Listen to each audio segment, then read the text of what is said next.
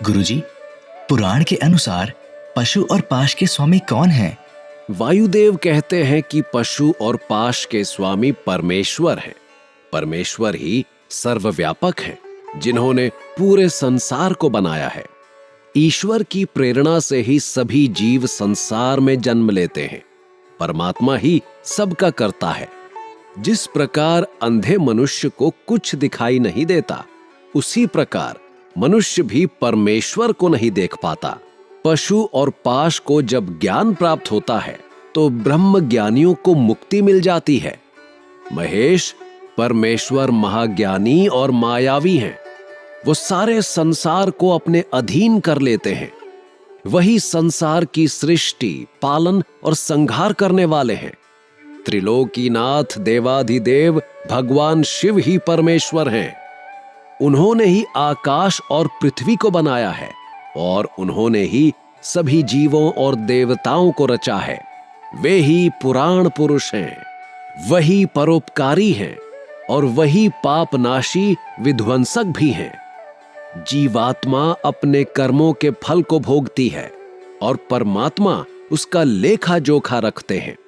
परमात्मा का प्रकाश एवं तेज चारों ओर फैला हुआ है। गुह्योपनिषद के अनुसार पर ब्रह्म को जानने वाला मनुष्य जन्म मरण के बंधनों से मुक्त हो जाता है। सर्वव्यापक सर्वेश्वर शिव का ही ध्यान और स्मरण करना चाहिए। इस अध्याय में ऋषि कहते हैं, हे देव, इस विश्व की सृष्टि, पालन और संहार रूपी चक्र के निरंतर चलने से ही जीव की उत्पत्ति एवं विनाश होता है।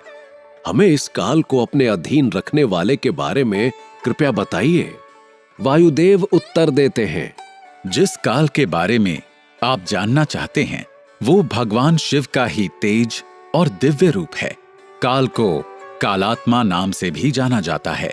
इस जगत में कोई भी काल के सामने रुकावट नहीं डाल सकता। भगवान शिव की अशांश शक्ति ही ये कार्य कर रही है। इस काल शक्ति ने पूरे विश्व को अपने अधीन कर रखा है।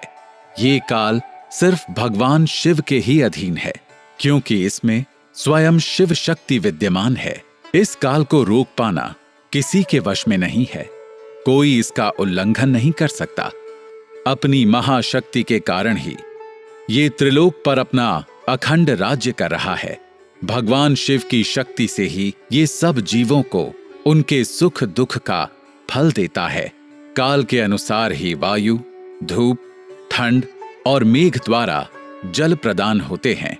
समय पर सूर्य देव अपनी तेज किरणों से जगत को स्वस्थ और रोग मुक्त रखते हैं। खेतों में अन्न पैदा करते हैं और फल फूल प्रदान करते हैं। जब मनुष्य इस काल तत्व को अच्छी तरह समझ लेते हैं, तब उन्हें परमेश्वर शिव के दर्शन प्राप्त होते हैं। इसे ही तो अमरता कहते हैं। यही मुक्ति है।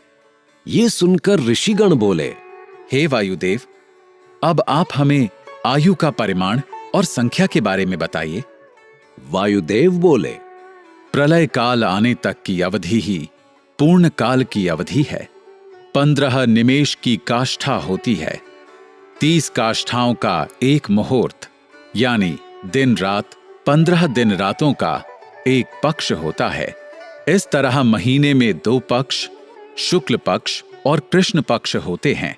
पितरों के दिन और रात शुक्ल पक्ष और कृष्ण पक्ष होते हैं। 6 महीने का एक अयन होता है। 2 अयन पूरे होने पर 1 वर्ष पूरा हो जाता है। मनुष्यों का 1 वर्ष देवताओं के 1 दिन और रात के बराबर होता है। मनुष्यों की 1 अयन के दक्षिण होने पर दक्षिणायन यानी देवताओं की रात और उत्तर होने पर उत्तरायण यानी कि देवताओं का दिन होता है। इस तरह मनुष्यों के 308 वर्ष पूरे होने पर देवताओं का 1 वर्ष पूरा होता है। गुरुजी, युगों का संक्षेप में वर्णन कीजिए। महेश, देवताओं के वर्षों से ही युगों की गणना भी होती है। सतयुग, त्रेता युग, द्वापर युग और कलयुग नाम के 4 युग कहे गए हैं। इसमें सतयुग देवताओं के 4 सहस्र वर्षों का होता है, जिसमें 400 वर्ष संध्या और 400 वर्ष संध्यांश के होते हैं। त्रेता युग में 30,000 वर्ष, द्वापर में 2000 और कलयुग में 1000 वर्ष होते हैं। चारों युगों के 1000 वर्ष बीतने पर एक कल्प पूरा होता है। 71 चतुर्युग से मनवंतर बनता है। ब्रह्मा जी का एक दिन एक कल्प के बराबर होता है। 8000 वर्षों का एक वर्ष और 8000 वर्षों का एक युग होता है। हजारों वर्षों का एक सवन बनता है। ब्रह्मा जी की आयु 30,000 सवन का समय बीतने पर पूरी हो जाएगी।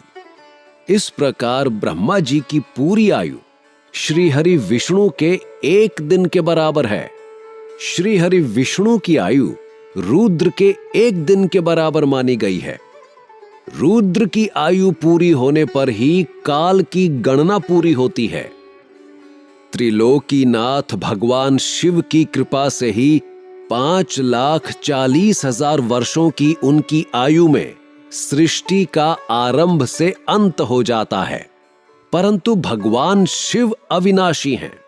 काल उन्हें अपने वश में नहीं कर सकता। ईश्वर का एक दिन सृष्टि की उत्पत्ति तथा रात उसका संहार होती है। वायुदेव आगे कहते हैं, सबसे पहले परब्रह्म से शक्ति उत्पन्न हुई जो माया कहलाई, और उससे ही प्रकृति पैदा हुई।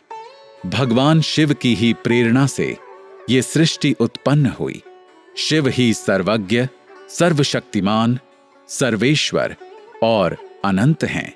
वे सदाशिव ही सृष्टि की रचना, पालन और संहार करते हैं।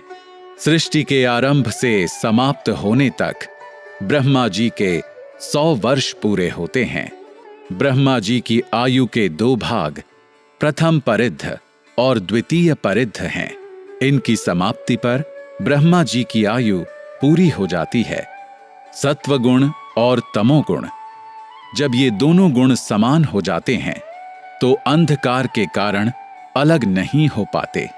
अद्वितीय रूपधारी महेश्वर अपनी माहेश्वर रूप रात्रि का सेवन करते हैं।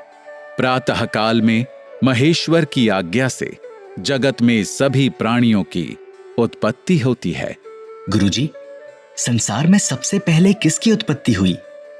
महेश पुराण के अनुसार सबसे पहले ईश्वर की प्रेरणा से पुरुष रूप में अव्यक्त बुद्धि और विकार उत्पन्न हुए। उसके बाद सर्वरूप रुद्र, विष्णु और ब्रह्मा नाम के 3 देवताओं की उत्पत्ति हुई।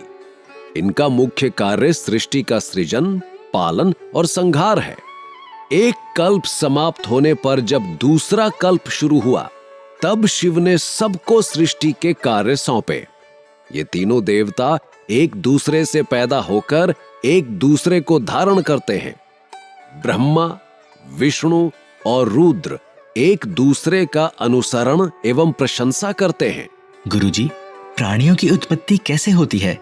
महेश पुराण के अनुसार वायुदेव बताते हैं कि प्राणियों में 2 गुण होते हैं। सभी प्राणियों में आदिभूत होता है, उससे आकाश, और आकाश से स्पर्श गुण की उत्पत्ति होती है।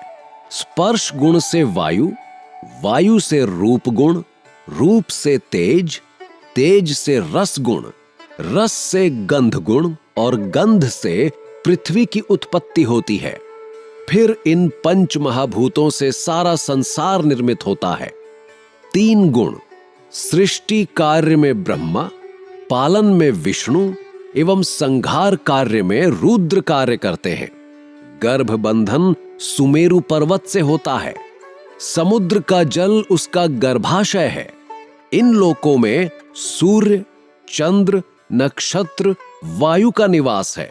जल से 10 गुना तेज, तेज से 10 गुना वायु, वायु से 10 गुना आकाश उस आदिभूत को ढक कर रखता है। फिर महतत्वादी, महतत्वादी को प्रकृति चारों ओर से ढके रहती है। इन 7 आवरणों में अंड रहता है। इस प्रकार 8 प्रकृतियां हैं। अव्यक्त द्वारा ही पूरा संसार निर्मित हुआ है और उसी में विलय भी हो जाता है। काल के गुण भी सम और विषम होते हैं। गुणों की कमी या विशेषता होने पर सृष्टि की रचना होती है और इनका समानत्व होने पर प्रलय हो जाता है। ब्रह्मा की यही योनि है और यह अंड ही ब्रह्मा का निश्चयात्मक क्षेत्र है। प्रकृति सर्वगामिनी है जिसमें सब अंड रहते हैं। उन अंडों में चतुर्मुख विष्णु, ब्रह्मा एवं रुद्र को प्रकृति रचती है। ये तीनों शिवजी की समीपता पाकर स्थिर रहते हैं। अव्यक्त से अंड और अंड से ब्रह्मा उत्पन्न होकर पूरे लोक की रचना करते हैं। सृष्टि की रचना और प्रलय काल में उसका नाश परमेश्वर की लीला है।